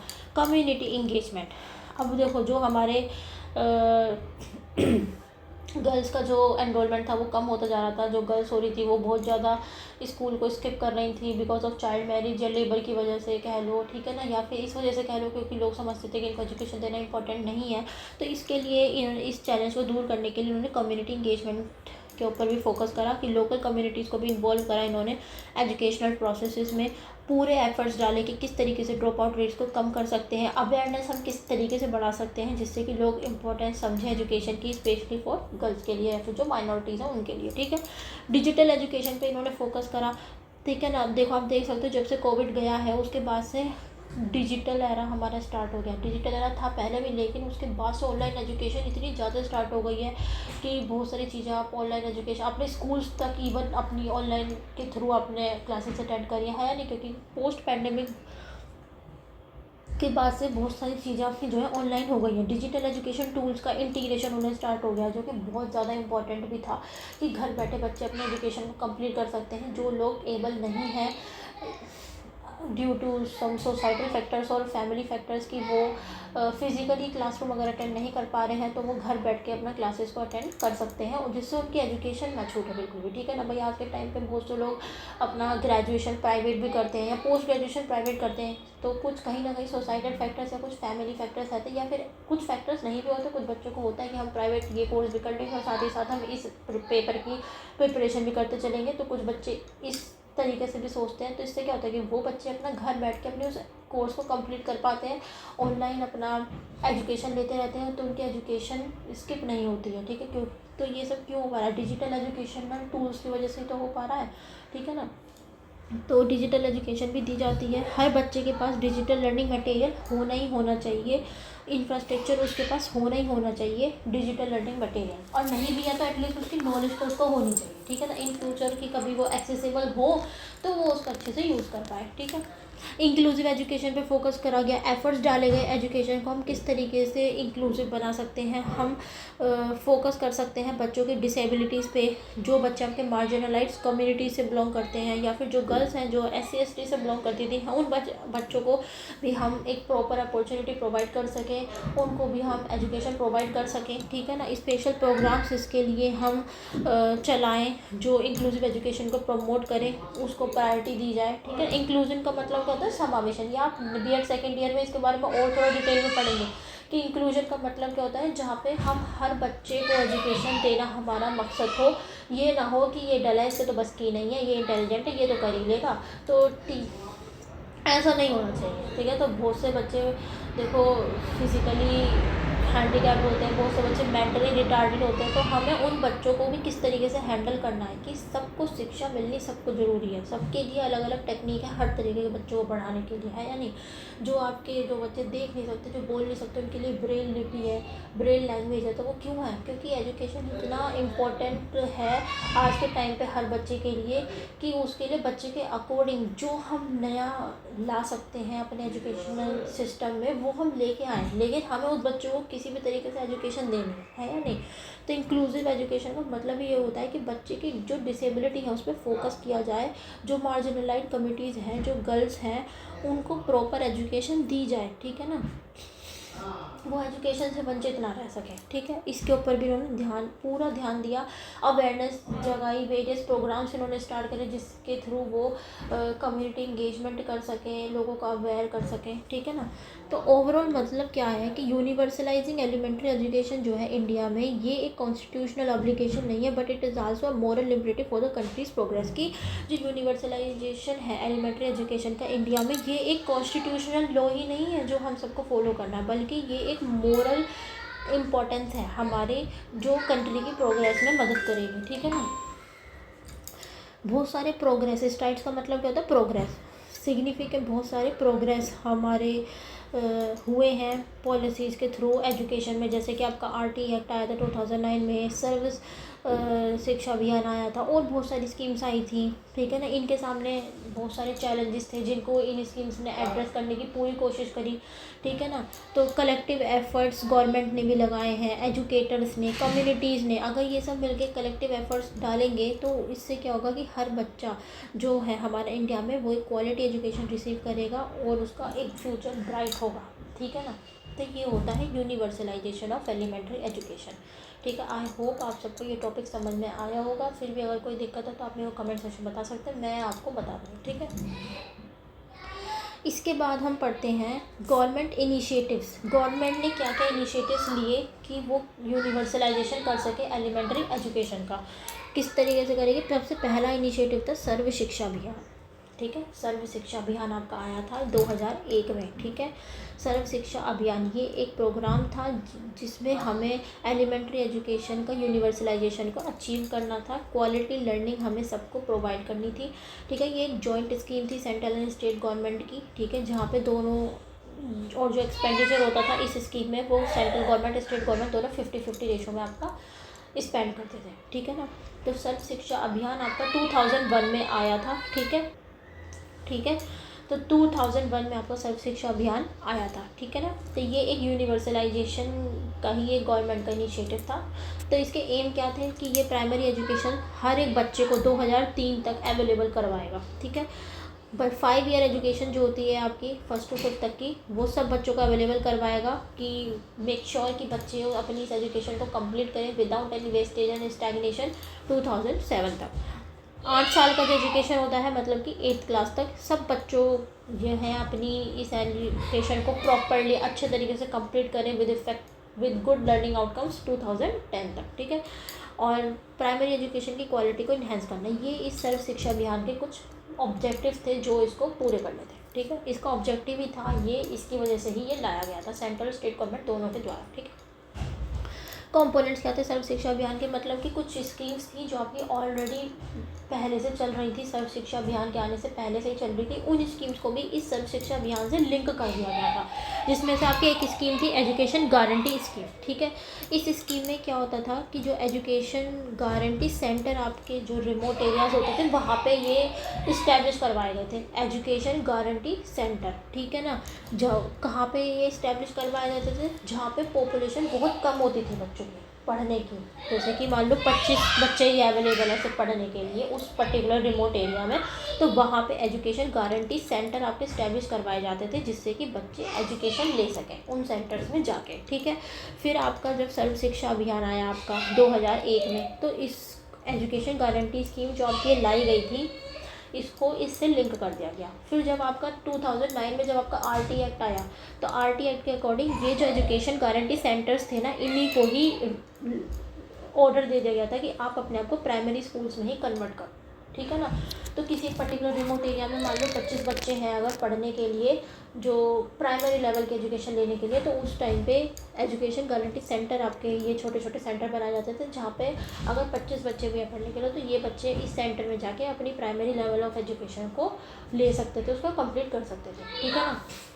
क्योंकि ऐसी जगहों पे देखो जहाँ एक तो इतनी बसावट ना हो, या फिर जहाँ बच्चे कम पढ़ने वाले, तो वहाँ पे एक स्कूल बनाना तो थोड़ा मेजर टास्क हो जाता। तो इसी वजह से छोटे छोटे सेंटर्स बना दिए गए थे, वहीं पे बच्चे अपना जाके जो है प्राइमरी लेवल ऑफ एजुकेशन को लेते थे, उसको कंप्लीट करते थे, ठीक है ना। तो फिर सर जब सर्व शिक्षा अभियान आया तो इस स्कीम को भी जो है 2001 में इस स्कीम के आने के बाद, सर्व शिक्षा अभियान के आने के बाद इसको भी इससे लिंक कर दिया गया, और 2009 में तो ऑर्डर भी मिल गया था गवर्नमेंट की तरफ से कि आप अपने आप को प्राइमरी स्कूल्स में ही कन्वर्ट कर दो, ठीक है। ऑपरेशन ब्लैक बोर्ड, जो कि हमने बहुत पहले भी पढ़ा था कि ऑपरेशन ब्लैक बोर्ड आपका नेशनल एजुकेशन पॉलिसी में भी था कि चलाया गया था, तो इसको दोबारा से, लेकिन इसके शॉर्टकमिंग्स क्या आ रही थी ऑपरेशन ब्लैक बोर्ड की, कि इंफ्रास्ट्रक्चर प्रॉपर नहीं था, है या नहीं, इंफ्रास्ट्रक्चर आपका प्रॉपर नहीं था बिल्कुल भी। तो 2003 में इस ऑपरेशन ब्लैक बोर्ड को भी सर्व शिक्षा अभियान से लिंक करा गया, और इंफ्रास्ट्रक्चर जो है वो उसको इम्प्रूव करने की बात करी गई primary and upper primary schools में भी, ठीक है। 2003 में इसको सर्व शिक्षा अभियान से इस ऑपरेशन ब्लैक बोर्ड स्कीम को इससे लिंक करा गया, ठीक है, ठीक है। फिर आपका एक डिस्ट्रिक्ट प्राइमरी एजुकेशन प्रोग्राम भी था, इसको भी सर्व शिक्षा अभियान से आपका लिंक करा गया। इस स्कीम, ये जो स्कीम थी आपकी 1994 में स्टार्ट हुई थी, ये DPEP, और इसको सर्व शिक्षा अभियान को इस सर्व शिक्षा अभियान से इसको 2009 में आपका इसको लिंक करा गया था। डिस्ट्रिक्ट प्राइमरी एजुकेशन प्रोग्राम आपका 1994 में आपका ये स्कीम स्टार्ट हुई थी, और 2009 में इसको सर्व शिक्षा अभियान से लिंक कर दिया गया था। इस स्कीम में क्या होता था कि जो एजुकेशनली बैकवर्ड डिस्ट्रिक्ट्स होती थी वहाँ पे इस स्कीम को रन करवाया जाता था, तो प्रायोरिटी दी जाती थी उन्हीं रीजन्स में जो आपके SCs हैं, जो STs हैं, जो माइनॉरिटीज़ हैं, बेसिकली उसके लिए ही ये स्कीम आपकी लाई गई थी। एजुकेशनली बैकवर्ड डिस्ट्रिक्ट मतलब कि वो डिस्ट्रिक्ट जहाँ पे एजुकेशन नहीं है, ठीक है ना, तो वहाँ पे भी, और जो आपके बैकवर्ड क्लासेस से, रीजन से जो बिलोंग करते थे बच्चे, जैसे कि ST माइनॉरिटीज़, उन एरियाज़ में जाते यही लोग रहते थे इसी कैटेगरी के, तो इन लोगों को एजुकेशन दी जाती थी इस स्कीम के तहत, ठीक है। तो इस स्कीम को भी 2009 में आपको सर्व शिक्षा अभियान से लिंक कर दिया जाता। तो कॉम्पोनेंट्स क्या है, वो ऑलरेडी स्टैब्लिश्ड स्कीम्स जिनको इस सर्व शिक्षा अभियान से लिंक कर दिया गया, ठीक है, जिसमें आपकी एजुकेशन गारंटी स्कीम थी, ऑपरेशन ब्लैक बोर्ड था, इसको 2003 में इसको लिंक कर दिया गया था सर्व शिक्षा अभियान से। डिस्ट्रिक्ट प्राइमरी एजुकेशन प्रोग्राम को 1994 में जो स्टार्ट हुई थी आपकी, इसको 2009 में इसको लिंक कर दिया गया था सर्व शिक्षा अभियान से। एजुकेशन गारंटी स्कीम को 2009 में इसको ऑर्डर दे दिए गए थे कि आपको अपने आप को प्राइमरी स्कूल्स में कन्वर्ट करें, और 2001 में जब आपका सर्व शिक्षा अभियान आया था जब ही इसको इससे लिंक कर दिया गया था, ठीक है। फिर एक था आपका मिड डे मील स्कीम। ये जो स्कीम थी आपकी मिड डे मील स्कीम, ये 1995 से ही चलती आ रही है, और मिड डे मील स्कीम सबसे पहले आपकी स्टार्ट हुई थी तमिलनाडु में, ठीक है ना। तो ये जो स्कीम थी आपकी 15 अगस्त 1995 में आपकी स्टार्ट हुई थी मिड डे मील स्कीम, और इसको सर्व शिक्षा अभियान से 2007 में लिंक कर दिया गया था। आज के टाइम पे जो सेंट्रल और जो स्टेट गवर्नमेंट है, इसका एक्सपेंडिचर 75 रेशो में स्पेंड करती है, ठीक है। 75% आपका सेंट्रल गवर्नमेंट, 25% स्टेट गवर्नमेंट, ठीक है। फिर आपका एक कस्तूरबा गांधी बालिका विद्यालय स्कीम थी, इसको भी आपका जो है इससे सर्व शिक्षा अभियान से 2007 में लिंक कर दिया गया था। ये स्कीम आपकी जुलाई 2004 में स्टार्ट हुई थी, बेसिकली गर्ल्स के लिए होती थी, जो आपकी रेसिडेंटल स्कूल्स इसमें आपके इस्टेब्लिश करे जाते थे गर्ल्स के लिए, जो डिफ़िकल्ट एरियाज होते थे उन एरियाज़ में, ठीक है ना, हॉस्टल्स लड़कियों के लिए बनाए जाते थे जो बहुत दूर से आते थे, जो बच्चे एजुकेशन नहीं ले पाते थे, तो गर्ल्स के लिए यहाँ पे रेसिडेंटल स्कूल्स अलग से इस्टेब्लिश करे जाते थे, उनका रहना खाना पीना सब यही देखती थी स्कीम। 50-50 रेशो में एक्सपेंडिचर आपका बटा हुआ था between the central and the state government. तो इन दोनों स्कीम्स के बारे में हम अभी डिटेल में पढ़ेंगे, ठीक है ना। बाकी ये तीन स्कीम्स हैं। ऑपरेशन ब्लैक बोर्ड आपको पता ही है, एजुकेशन गारंटी स्कीम और DPEP, ये भी आपकी लिंक थी। इन दोनों स्कीम्स के बारे में हम थोड़ा डिटेल में अलग से पढ़ेंगे क्योंकि एग्जाम में पूछा जाता है, ठीक है। तो ये कंपोनेंट्स थे किसके, सर्व शिक्षा अभियान के। ये गवर्नमेंट का इनिशिएटिव था, ठीक है ना, जिसमें सबको एजुकेशन मिलनी चाहिए, कोई भी एजुकेशन से वंचित ना हो, ठीक है ना, ठीक है। एक क्वालिटी एजुकेशन सबको मिलनी चाहिए, ठीक है ना, ये सर्व शिक्षा अभियान का मेन था। तो अब सर्व शिक्षा अभियान ने क्या स्टेप्स लिए थे, भाई गवर्नमेंट का इनिशिएटिव तो था कि यूनिवर्सलाइजेशन करना चाहता है एलिमेंट्री एजुकेशन का, उसके लिए गवर्नमेंट का एक स्कीम थी, एक इनिशिएटिव था आपका सर्व शिक्षा अभियान। अब सिर्फ सर्व शिक्षा अभियान का क्या ऑब्जेक्टिव था वो हमने पढ़ा, क्या इसके कंपोनेंट थे, मतलब कितनी कितनी स्कीम्स को, कौन कौन सी स्कीम्स को इस अभियान से लिंक करा गया वो हमने पढ़ा। ठीक है, अब इस सर्व शिक्षा अभियान ने खुद के स्टेप्स लिए थे जिससे कि यूनिवर्सलाइजेशन पे काम कर सके। तो पहला स्टेप लिया था इसने यूनिवर्सल एक्सेस, 100% अपॉर्चुनिटी और यूनिवर्सल एक्सेस। हर किसी के पास एजुकेशन का एक्सेस होना चाहिए, चाहे वो किसी भी कास्ट से, किसी भी रिलीजन से बिलोंग करता हो, चाहे किसी भी सेक्स से बिलोंग करता हो। ठीक है, सबके पास, चाहे वो हैंडीकैप्ड हो, चाहे वो SC ST हो, किसी हो माइनॉरिटी कास्ट से बिलोंग करता हो, सबके पास यूनिवर्सल एक्सेस होना चाहिए एजुकेशन का। इसके ऊपर इसने काफ़ी सारे एफर्ट्स डाले। ठीक है, यूनिवर्सल एनरोलमेंट, ठीक है, एनरोलमेंट पे इसने फोकस करा कि बच्चों का एनरोलमेंट इंक्रीज़ होना चाहिए। ठीक है ना, हाँ, और फिर क्या कहते हैं, ठीक है ना, उन बच्चों को जो है ड्रेस फ्री में प्रोवाइड करी जाती थी, टेक्स्ट बुक्स फ्री में प्रोवाइड की जाती थी, मील्स भी उन बच्चों को प्रोवाइड किए जाते थे प्राइमरी लेवल पे। राइट्स और ड्यूटीज़ जो होती थी टीचर्स की, बच्चों की, वो प्रॉपरली आपकी स्पेसिफाइड थी। ठीक है ना, ऑलरेडी, यस, ठीक है ना।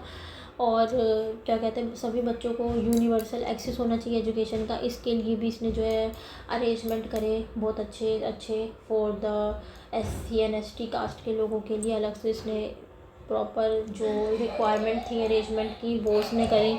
ठीक है ना, प्रायोरिटी गर्ल्स को भी दी गई। ठीक है ना, और आपका जो है माइनॉरिटीज़ को भी दी गई, हैंडीकैप बच्चों को भी दी गई। इंफ्रास्ट्रक्चर जो था स्कूल का, ओल्ड बिल्डिंग्स का, उनको इम्प्रूव करा गया, ओल्ड बिल्डिंग्स रिपेयर करी गई, नए नए रूम्स कंस्ट्रक्ट करवाए गए एज़ पर द नीड। ठीक है ना, टीचर्स भी अपॉइंट करे गए, फीमेल टीचर्स अपॉइंट करे गए, ट्रेंड टीचर्स अपॉइंट करे गए। ठीक है ना, और जहाँ 1 किलोमीटर की रेडियस में स्कूल आपके नहीं इस्टेब्लिश थे, primary level of school establish नहीं थे, वहाँ पे सब जगह इन्होंने जो है आपका 1 किलोमीटर की रेडियस पे सब जगह इन्होंने प्राइमरी स्कूल से इस्टेब्लिश करवाए, और 2 से 3 किलोमीटर की रेडियस पे इन्होंने सब जगह अपर प्राइमरी स्कूल से इस्टेब्लिश करवाए। सर्व शिक्षा अभियान ने ये काम करा for the universal access of education के लिए। ठीक है, यूनिवर्सल एनरोलमेंट के लिए मैंने आपको बता दिया ऑलरेडी कि एनरोलमेंट इंक्रीज करने के लिए इन्होंने जो राइट्स एंड ड्यूटीज़ होती थी टीचर्स की, या फिर जो आपके एडमिनिस्ट्रेटिव ऑफिसर्स हैं, उनकी एक प्रॉपर स्पेसिफाई करी इसने,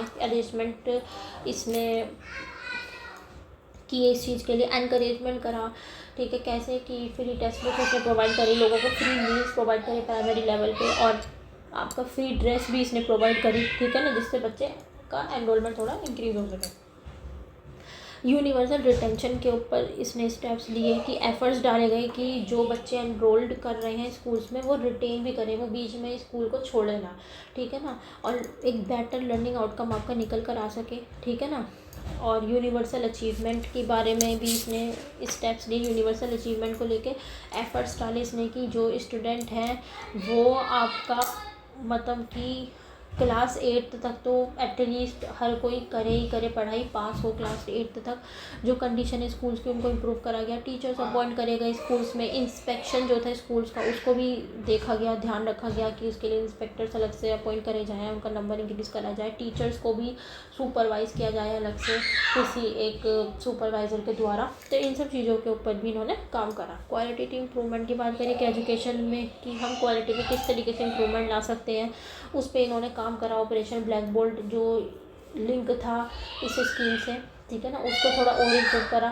ठीक है ना, जिसमें हमें क्वालिटेटिव इंप्रूवमेंट ला सके अपने एजुकेशन में। कंप्यूटर एजुकेशन प्रोवाइड करी गई बच्चों को, डिजिटल एजुकेशन प्रोवाइड करी गई। ठीक है ना, तो इस चीज़ के ऊपर इन्होंने काफ़ी सारे स्टेप्स लिए। ठीक है, अब दूसरा गवर्नमेंट का इनिशिएटिव क्या था, मिड डे मील स्कीम, जो कि आपका सर्व शिक्षा अभियान से भी एक लिंक है। ये स्कीम आपकी 2009 में ही आपकी सर्व शिक्षा अभियान से लिंक हो गई थी, और 1995 से ही आपकी चलती आ रही थी। सबसे पहले आपकी तमिलनाडु में आपकी स्टार्ट हुई थी, उसके बाद धीरे धीरे करके और स्टेट्स में भी ये स्कीम आपकी चालू होनी स्टार्ट हो गई थी। ठीक है ना, तो मिड डे मील स्कीम जो कि गवर्नमेंट का एक इनिशिएटिव भी था for the universalization of elementary education, and this scheme is also linked with Sarva Shiksha Abhiyan, ठीक है।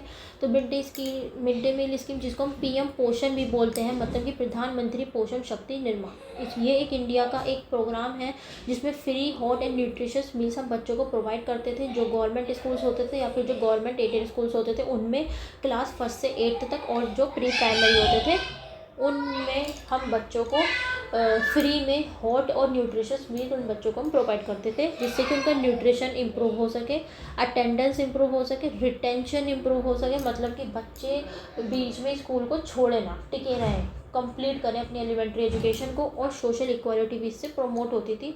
इससे क्या होता था, जो हंगर होता था, जो माल न्यूट्रिशन होता था डिसएडवांटेजेड फैमिलीज़ में, उस प्रॉब्लम को हम टैकल कर पाते थे। और ये आपका one of the world largest school feeding initiative था आपका।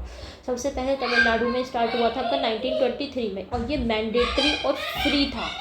जो ये मिड डे मील आपका प्रोवाइड किया जाता था बच्चों को, ये मैंडेटरी भी था और फ्री भी था, ठीक है ना। मैंडेटरी क्यों कर दिया गया था, जिससे कि बच्चे एटलीस्ट खाने के बहाने से ही स्कूल में अपना आएँ, अपनी डेली अटेंडेंस मार्क करें, एनरोलमेंट बच्चों का बढ़े। भाई खाने के लिए ही सही, एटलीस्ट कोई चलो पढ़ने के लिए नहीं भेजेगा अपने बच्चों को, लेकिन अगर हेल्दी न्यूट्रिशियस गरम गरम खाना अगर मिल रहा है किसी स्कूल में, आपकी पल्सेस मिल रही हैं, ग्रीन्स मिल रही हैं, वेजिटेबल्स मिल रही हैं, आपको फ्री में मिल रही हैं यार, तो फिर हर माँ बाप भी सोचते थे कि भाई तुम जाओ स्कूल अपना, इस बहाने बच्चे की अटेंडेंस कंप्लीट रहती थी, इस बहाने एनरोलमेंट बच्चों का बढ़ने लग गया था, उनकी न्यूट्रिशन उनको मिलने लग गया था। तो माल न्यूट्रिशन जैसी जो बीमारियां थी उन बच्चों की ख़त्म हो गई थी, उन बच्चों की जो हंगर वाली प्रॉब्लम थी वो टैकल होनी स्टार्ट हो गई थी, ठीक है ना। तो हमारे इससे क्या हुआ था कि हमारे देश में जो हंगर फैल रहा था, जो माल न्यूट्रिशन था बच्चों में, वो हमारा थोड़ा धीरे धीरे करके वो ख़त्म होने स्टार्ट हो गया था, ठीक है ना।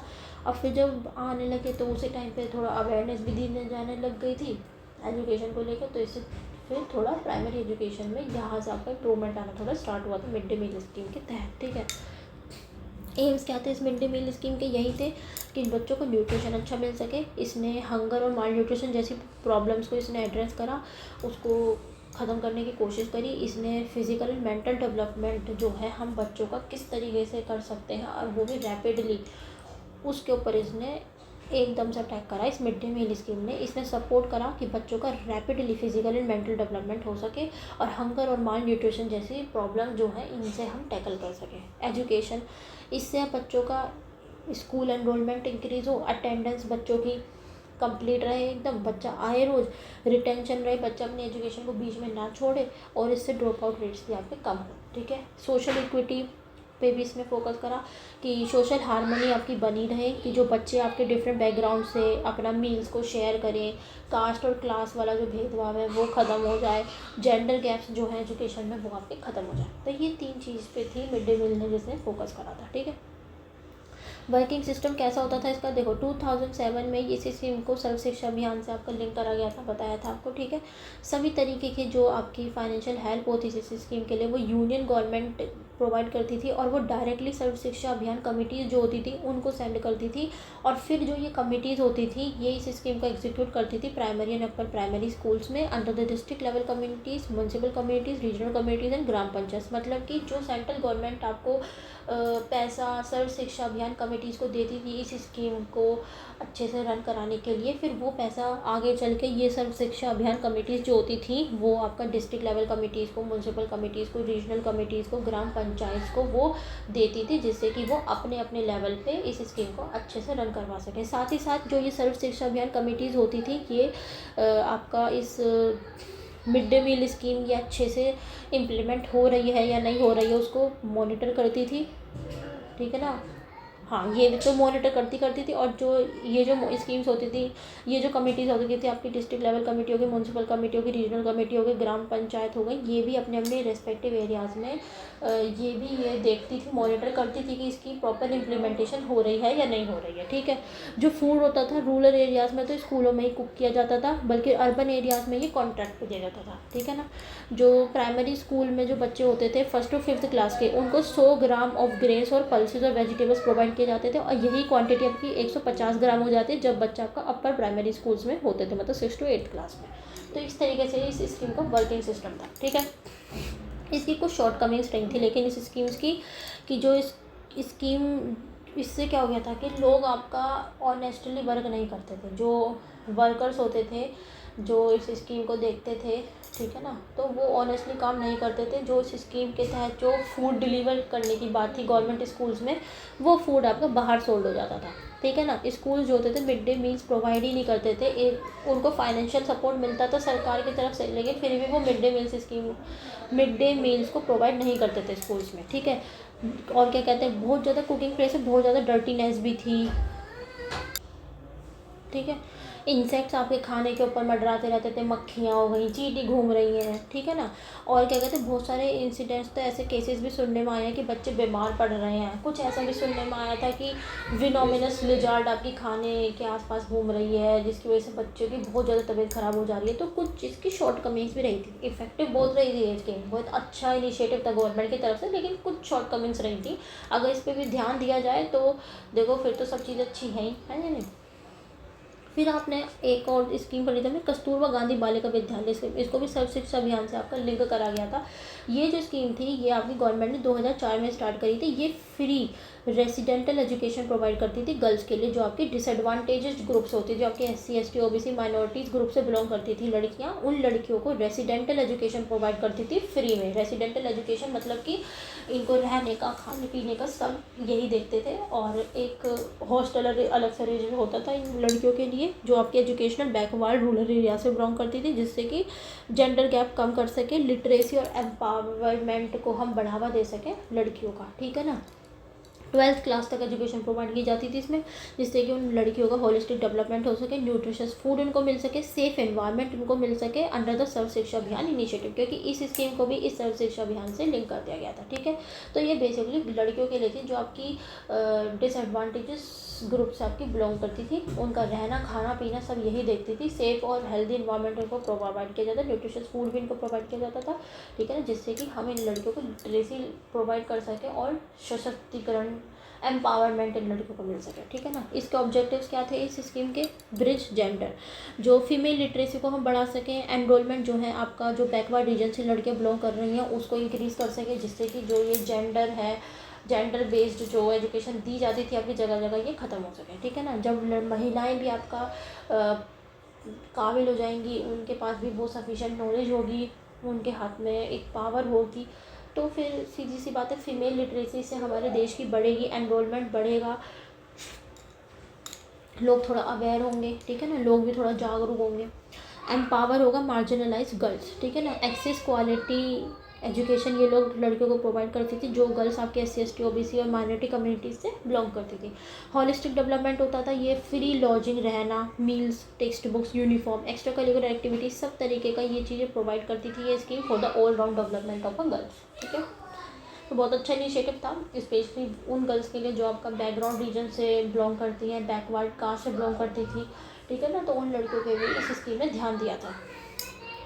टारगेट एरियाज कौन क्या थे, बेनिफिशियरीज क्या थी? लोकेशन, एजुकेशनली बैकवर्ड ब्लॉक्स जो होते थे आपके, मतलब वही एजुकेशनली बैकवर्ड जो रीजन्स हो गए आपके, जहाँ पे फीमेल लिटरेसी बहुत कम थी और जेंडर गैप बहुत ज़्यादा था, तो उन एरियाज़ को ही इस स्कीम ने टारगेट करा। वहीं पे ही इसने रेसिडेंटल स्कूल्स बनाए और वहाँ की जो बेटियाँ थी उनको इसने एजुकेशन प्रोवाइड करी फ्री में, वो भी 12th तक एजुकेशन प्रोवाइड करी। उनका रहना, खाना पीना सब कुछ इन्हीं के हाथ में था, ठीक है ना। रिजर्वेशन की बात करें तो 75% ऑफ द सीट्स जो होती थी आपकी SC ST OBC और माइनॉरिटी गर्ल्स की, वो रिजर्व थी। 75% सीट्स आपकी रिजर्व थी इन स्कूल्स में, और 25% आपकी उन गर्ल्स के लिए जो आपकी बिलो पॉवर्टी लाइन फैमिली से बिलो करती थी, उनके लिए 25% सीट्स इन स्कूल्स में रिजर्व थी, ठीक है ना। इम्प्लीमेंटेशन एंड स्कोप की बात करते हैं। रेसिडेंटल स्कूल, देखो बताया ना मैंने कि जगह जगह जो आपके इकोनॉमिकली बैकवर्ड ब्लॉक्स होते थे या जो रीजन्स होते थे, वहाँ पे इन्होंने जगह जगह उन रीजन्स में इन्होंने अपने रेसिडेंटल स्कूल्स को इस्टेब्लिश करा था अप टू सीनियर सेकेंडरी, मतलब 12th तक गर्ल्स के लिए। इंटीग्रेटेड स्कीम, ये आपका सर्व शिक्षा अभियान का भी आपका ये पार्ट बन गई थी, है ना। और ये आपकी पार्ट तो ये बन गई थी 2018-19 में ये इफेक्टिव हो गई थी, ठीक है ना। सर्व शिक्षा अभियान का पार्ट बनने के बाद, लिंक होने के बाद फोकस क्या था? एक inclusive, safe and learning environment जो है with child centre approach provide करना बच्चों को, जिससे कि इसका मेन फोकस क्या था कस्तूरबा गांधी बालिका विद्यालय स्कीम का, कि फीमेल लिटरेसी को बढ़ाना, जो आपकी मार्जिनाइज्ड ग्रुप से जो आपकी गर्ल्स बिलोंग करती थी उनको एम्पावर करना, ठीक है ना, ये इसका मेन मकसद था। इसके लिए इसने जगह जगह रेसिडेंटल स्कूल्स इसने इस्टेब्लिश करे, जो आपके इकोनॉमिकली बैकवर्ड ब्लॉक्स होते थे या जो रीजन्स होते थे जहाँ पे जेंडर गैप बहुत ज़्यादा था, फीमेल इलिटरेसी थी बहुत ज़्यादा, वहाँ पे इसने जगह जगह रेसिडेंटल स्कूल्स अपने इस्टेब्लिश करे, ठीक है। तो ये गवर्नमेंट के बहुत सारे इनिशिएटिव्स थे जिनको सर्व शिक्षा अभियान से आपका लिंक करा गया था। सबकी अपनी अपनी बहुत अच्छे अच्छे वो रहे थे, ठीक है। तो ये आपका यूनिट 4 था जिसका नाम था universalisation of an elementary education, ठीक है ना। तो उसमें हमने वेस्टेज पढ़ा, स्टैग्नेशन पढ़ा कि ये होता क्या है, इसको दूर करने के लिए क्या गवर्नमेंट ने इनिशिएटिव्स लिए, यूनिवर्सलाइजेशन का क्या मतलब होता है, यूनिवर्सलाइजेशन के लिए गवर्नमेंट के सामने क्या चैलेंजेस आए, उसको दूर करने के लिए गवर्नमेंट ने क्या क्या इनिशिएटिव्स लिए, ठीक है ना। इन सब के बारे में हमने इस यूनिट में पढ़ा था। आई होप आप सबको समझ में आया होगा, ठीक है।